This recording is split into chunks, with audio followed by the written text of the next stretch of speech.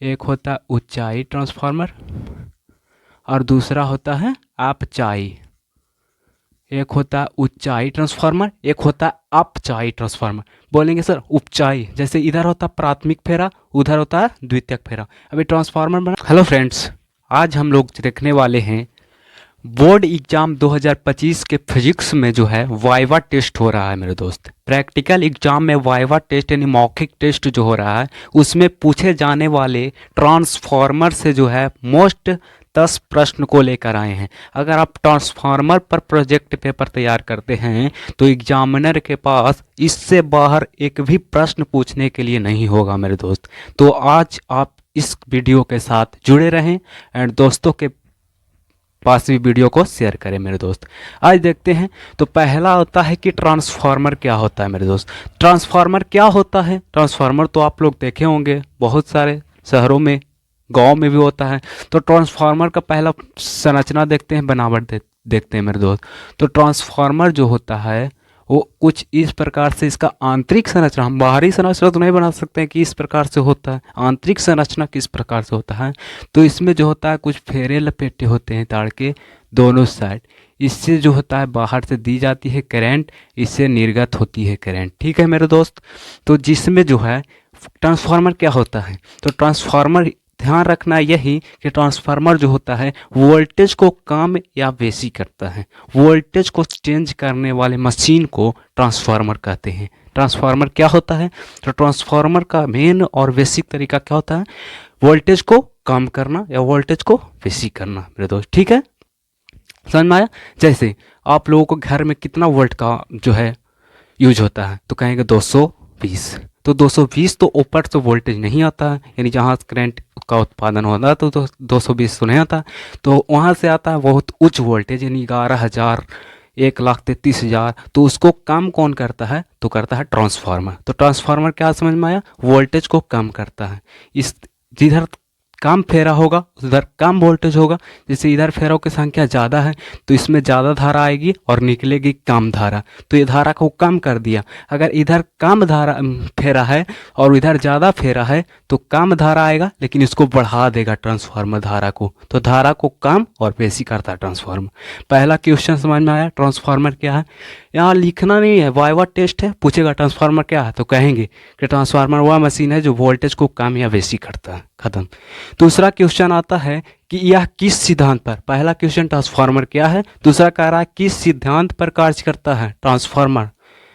बना कर ले गए आप ट्रांसफार्मर पर प्रोजेक्ट पेपर, तो बोल दिया ट्रांसफार्मर बताओ क्या होता है, क्वेश्चन का आंसर दे दिए। दूसरा पूछ दिया ट्रांसफार्मर किस सिद्धांत पर कार्य करता है, आंसर बोलेंगे अन्योन्य प्रेरण। कौन सा प्रेरण, किस सिद्धांत पर? तो बोलेंगे इसको मिटाते हैं, अन्योन्य प्रेरण सिद्धांत पर कार्य करता है। लिखेंगे अन्योन्य प्रेरण के सिद्धांत पर कार्य करता है। ट्रांसफार्मर किस सिद्धांत पर कार्य करता है? तो अन्योन्य प्रेरण के सिद्धांत पर कार्य करता है। तीसरा क्वेश्चन आता है तीसरा क्वेश्चन कहता है कितने प्रकार का होता है? अभी हम बता चुके हैं, काम करता है।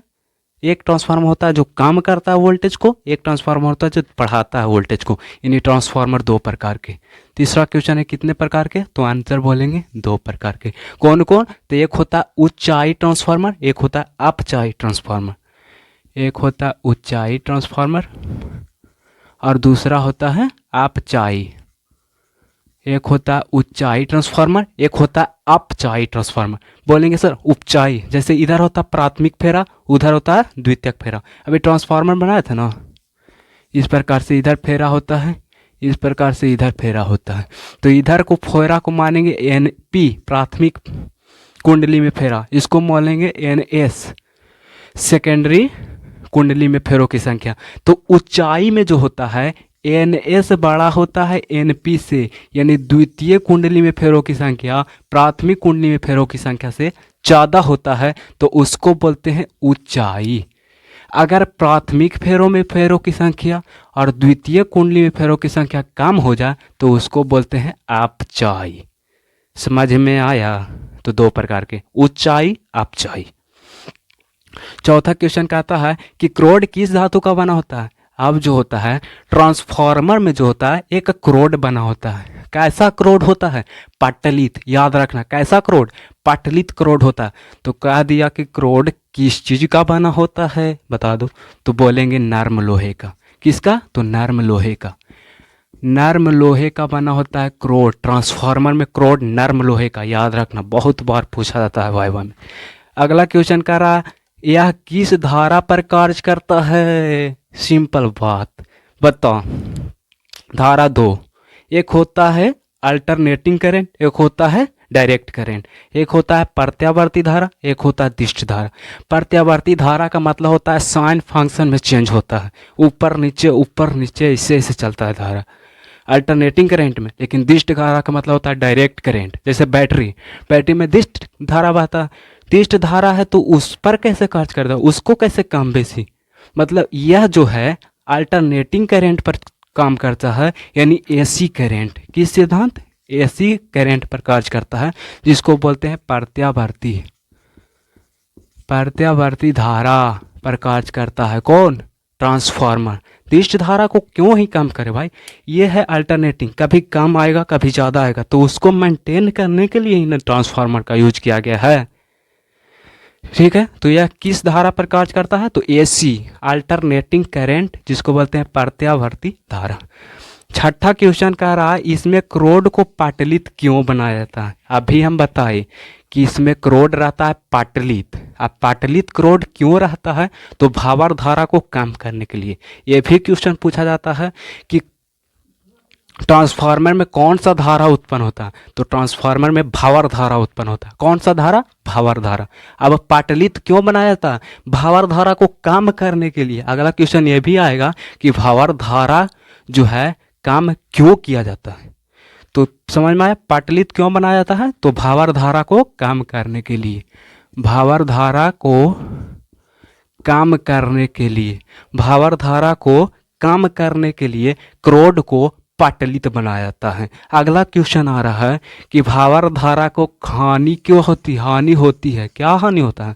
भावर धारा को कम किया तो किया क्यों जाता है? यानी इससे हानि क्या होता है? तो इससे हानि यही होता है कि ऊष्मा का बहुत ज़्यादा क्षय होता है। जब भावर धारा उत्पन्न होता है तो ऊष्मा का अधिक से अधिक क्षय होता है। तो हानि क्या है? ऊष्मा क्षय। ऊष्मा का क्षय ज़्यादा होता है भावर धारा से, ऊष्मा का क्षय ज़्यादा होता है। अगला क्वेश्चन कह रहा है, कौन सा तेल डाला जाता है? आप बताओ। ट्रांसफार्मर में तेल डाला जाता है, आप लोग जानते हैं कि ट्रांसफार्मर में तेल डाला जाता है। तो ये तेल डाला जाता है, नैप्थलीन का तेल डाला जाता है, जिसको बोलते हैं खनिज तेल। खनिज तेल का मतलब धरती के अंदर से निकलता है, उसको बोलते हैं खनिज तेल, जिसका नाम है नैप्थलीन। तो कौन सा तेल? नैप्थलीन का तेल डाला जाता है ट्रांसफार्मर में। अब अगला क्वेश्चन वही आ रहा है कि इसकी दक्षता क्या होती है? दक्षता का मतलब होता है इसकी बचाव। दक्षता कितना होता है? तो इसका दक्षता बहुत अधिक होता है, लगभग 75% से 75 से 85% तक इसका दक्षता होता है। दक्षता इसका होता है 75 से 85%, मात्र 15% नहीं होता। 75 से 85% इसका दक्षता होता है। ठीक है, अगला कह रहा है, तेल डाला तो डाला क्यों जाता है? ट्रांसफार्मर में तेल डाला जाता है, किस तेल? तो नैप्थलीन, जो कि एक खनिज तेल है। कौन सा तेल है? खनिज तेल है। अब ये तेल क्यों डाला जाता है?